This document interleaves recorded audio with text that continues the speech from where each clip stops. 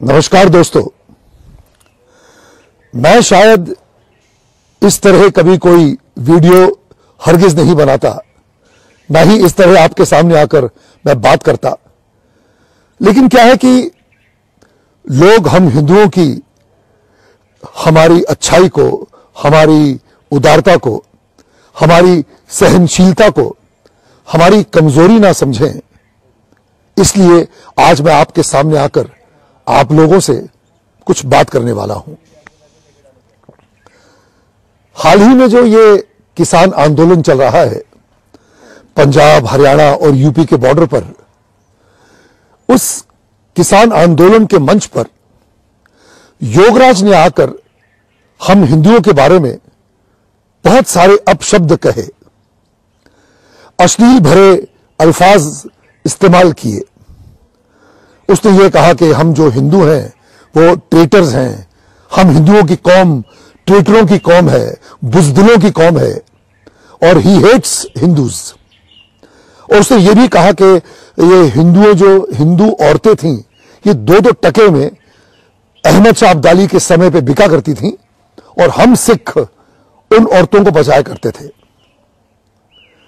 तो सबसे पहले तो मैं ये बात करना चाहता हूं कि किसान आंदोलन में ये हिंदू और सिखों के बीच ये दरार डालने का जहर ये कहां से आया।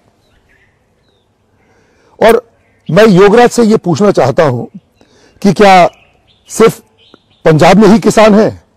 हां, खेती बाड़ी क्या सिर्फ पंजाब में ही होती है, पूरे हिंदुस्तान में नहीं होती? अरे भाई, गेट योर फैक्ट्स राइट। इस आंदोलन में हरियाणा के किसान भी मौजूद हैं, यूपी के भी किसान मौजूद हैं। और सबसे बड़ी बात यह है कि जो हम बचपन से हम सुनते आए हैं कि हमारे देश में जय किसान जय जवान का नारा लगता है। हम तो किसानों को और सिपाहियों को, जवानों को आदरणीय मानते हैं। तो मैं तो अपनी सरकार से ये गुजारिश करूंगा कि भाई, ये जो किसान आंदोलन चल रहा है, आप किसानों की मांगों को सुनिए और जल्द से जल्द कोई निर्णय लीजिए। और हमारे जो किसान भाई, जो बूढ़े वृद्ध लोग जो सड़कों पर बैठे हुए हैं, वे उनकी मांगे पूरी की जाए और वे बेचारे राजी खुशी अपने घरों को लौट जाएं। अब मैं आता हूं जो योगराज सिंह ने कहा है। तो mister Yograj, first please get your facts right, get your history right. अब मैं तुम्हें बताता हूं कि हम हिंदुओं की दिलेरी क्या है, हम हिंदुओं का साहस क्या है, हम हिंदू कितने बहादुर थे, और अपने देश पर मर मिटने का जो जज्बा जो हम हिंदुओं में है, इसके बारे में मैं आपको कुछ ज्ञान बांटना चाहता हूं। हमारे सिख धर्म में श्री गुरु गोविंद सिंह जी महाराज ने जब अपना खालसा पंथ शुरू किया था और उन्होंने 5 पहले प्राणियों से उनका बलिदान मांगा था, कहा था कि भाई, कौन अपने देश पर हमारे धर्म के लिए अपने प्राणों की आहुति देने को तैयार है, वो 5 शख्स सबसे पहले आगे आए।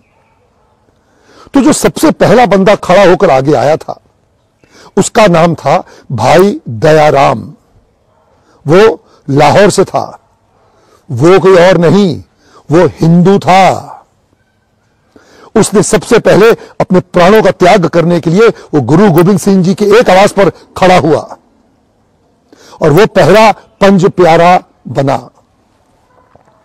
जो दूसरा पंज प्यारा आगे आया अपना सर कलम करने के लिए, उसका नाम था धर्म दासन।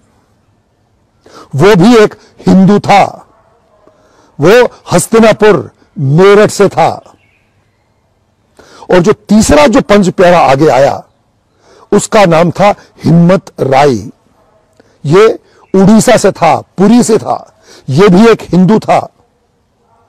और जो चौथा जो पंज प्यारा आगे आया अपने प्राणों का बलिदान देने के लिए, वो था मोहकम चंद।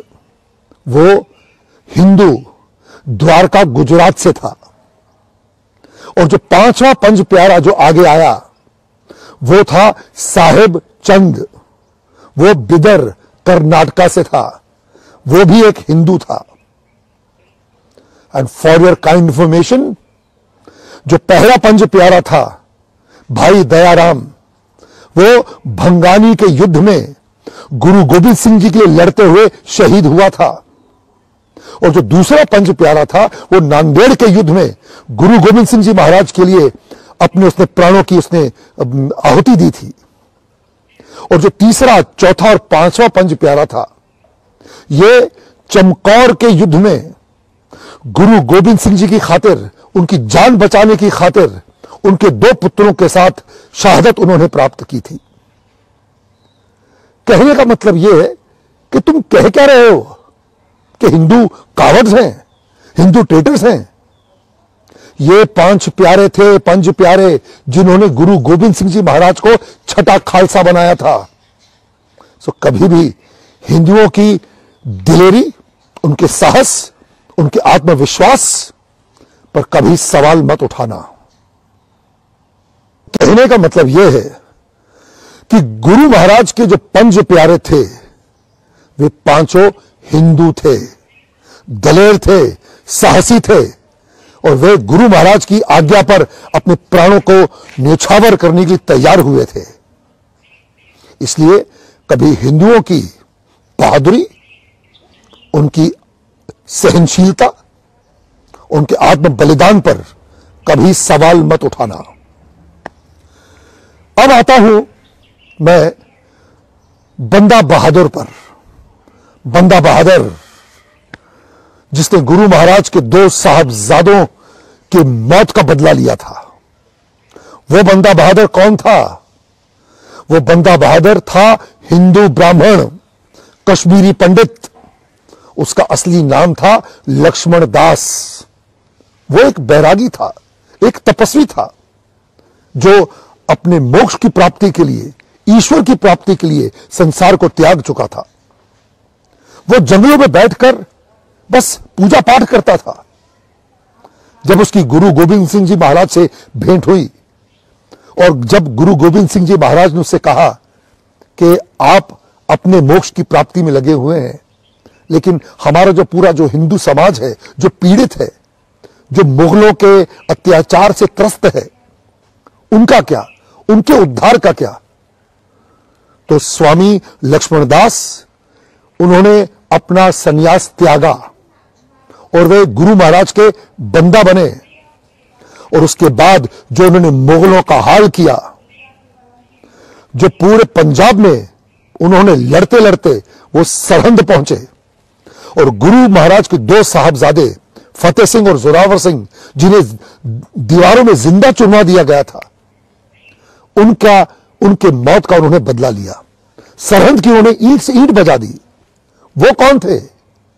वो भी हिंदू थे। उन्हें भी किसी हिंदू शेरनी माता ने ही जन्म दिया था। इसलिए कभी भी हिंदू कावर्ड्स हैं, हिंदू ट्रेटर्स हैं, ये बोलने की बात बिल्कुल मत करना। और तुम्हें पता है बंदा बहादुर की मृत्यु कैसे हुई थी? जब उन्हें पकड़कर दिल्ली ले जाया गया और उन्हें कहा गया कि तुम इस्लाम धर्म को कबूल करो, तो उन्होंने मना किया। उसके इनकार करने पर उनके बेटे का कलेजा उनके छाती से निकालकर उनके मुंह में ठूंसा गया। फिर भी उन्होंने शहादत स्वीकार की, उन्होंने मरना स्वीकार किया, लेकिन अपना धर्म परिवर्तन नहीं किया। तो जो आत्मशक्ति है, जो आत्म बलिदान का जो जज्बा है, वो किसी भी हिंदू में कम नहीं है, ये याद रखना। अब तुम एक और हिंदू का नाम सुनो। नाम है दीवान टोडर मल। ये एक हिंदू क्षत्रिय थे। जब गुरु महाराज के दो साहबजादों को दीवारों में जिंदा चुलवाया गया, तब उनकी माताश्री ने अपने प्राण त्याग दिए। तो मुगलों ने गुरु गोविंद सिंह जी की माताजी और उनके दो साहबजादों की, जो बेचारे वीर गति को प्राप्त हो चुके थे, उनके दाह संस्कार के लिए लोगों को जगह नहीं दी, जमीन नहीं दी। तब दीवान तोडरमल आगे आए और उन्होंने उन तीनों का दाह संस्कार करने के लिए जमीन उन मुगलों से खरीदी। और जानते हो क्या देकर खरीदी? सोनों के सिक्कों से उस जमीन को भरकर, जितनी जमीन चाहिए थी अपना उनके दाह संस्कार के लिए, उस पूरी जमीन को सोनों के सिक्कों से कवर किया गया।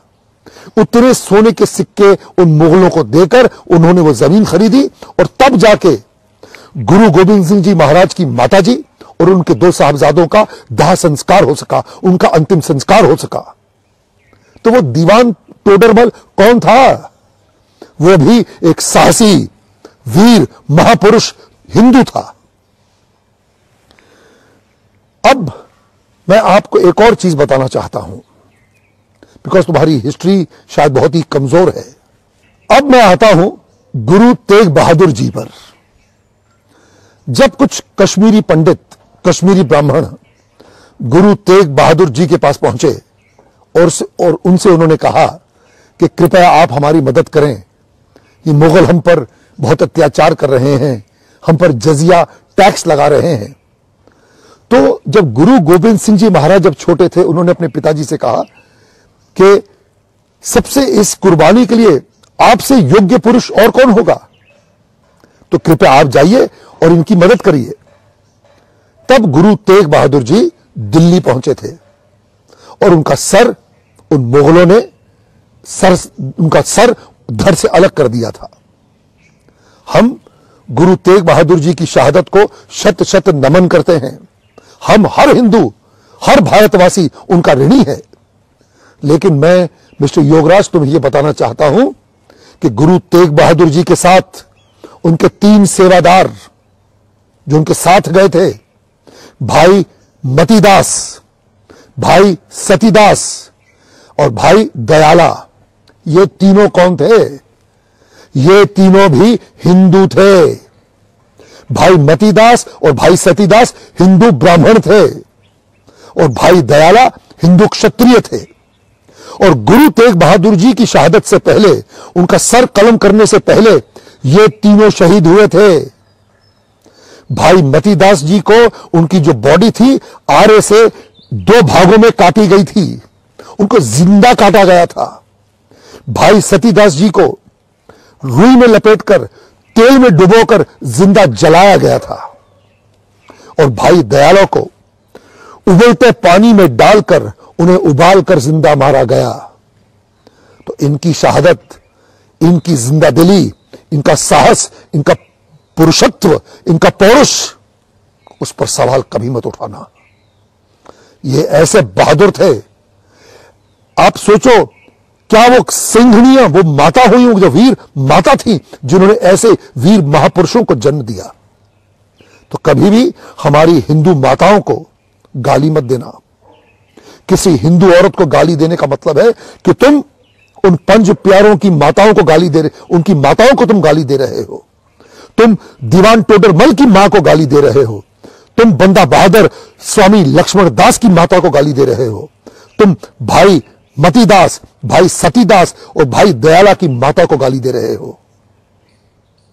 तुम्हें पता है हमारे देश की परंपरा क्या थी? हमारे देश की परंपरा यह थी कि हर हिंदू घर का बड़ा बेटा सिख बनाया जाता था। उसे गुरु गोविंद सिंह जी को सौंप दिया जाता था ताकि वो उनकी आर्मी ज्वाइन करे, उनके बताए मार्ग पर चले और मानवता की सेवा करे। गुरु गोविंद सिंह जी महाराज की आर्मी में तकरीबन आधा 50% हिंदू शामिल थे। तो तुम ये क्या कहते हो कि हिंदू जो है बुजदिल हैं, हिंदू ट्रेटर्स हैं, हिंदू जो है ये हिंदुओं की जो कौम है ये बुजदिलों की कौम है? ये बात तुम्हारे दिमाग में कहां से आई? हाँ, अरे गुरु नानक जी से पहले आप तो जितने हमारे जितने गुरु हैं, गुरु नानक देव, अंगद देव, अर्जुन जी, ये अपना गुरु गोविंद राय थे, ये सारे हिंदू ही तो थे। सिख धर्म से पहले जितने भी थे लोग वे सारे हिंदू थे। इसका मतलब तुम्हारे पूर्वज भी तो हिंदू थे। तुम अपनी मां बहनों को गाली दे रहे हो? हाँ, तुम्हें पता है श्री गुरु ग्रंथ साहिब में हजारों बार भगवान राम का नाम लिया गया है, भगवान श्री कृष्ण का नाम लिया गया है। गुरु गोविंद सिंह जी महाराज देवी माता के उपासक थे, दुर्गा माता की पूजा करते थे। उन्होंने नैना देवी में शमशीर हासिल की थी। उन्होंने चंडी दी वार लिखी है, वे चंडी माता का पाठ किया करते थे। गुरु गोविंद सिंह जी महाराज का नारा था, दे शिवा वर मोहे एहे, शुभ कर्मन तो कबहू ना टरो। तो ये क्या मतलब है इसका कि हे शिवा मुझे ऐसा वर दे कि मैं शुभ कर्म से कभी पीछे ना हटूं। तो जो देश शिवा कौन था? वो हर हर महादेव की बात कर रहे हैं। तो आप जो क्या ये डिवाइड डालना चाहते हो, ये क्या हिंदू और सिखों के बीच आप ये दरार डालने की कोशिश कर रहे हो? हाँ, जवाब दो। अब मैं तुम्हें हमारी सिख हिस्ट्री में जो ब्राह्मण वॉरियर्स हुए हैं, जो ब्राह्मण योद्धा हुए हैं, उनके कुछ नाम गिनाना चाहता हूं। एक नाम है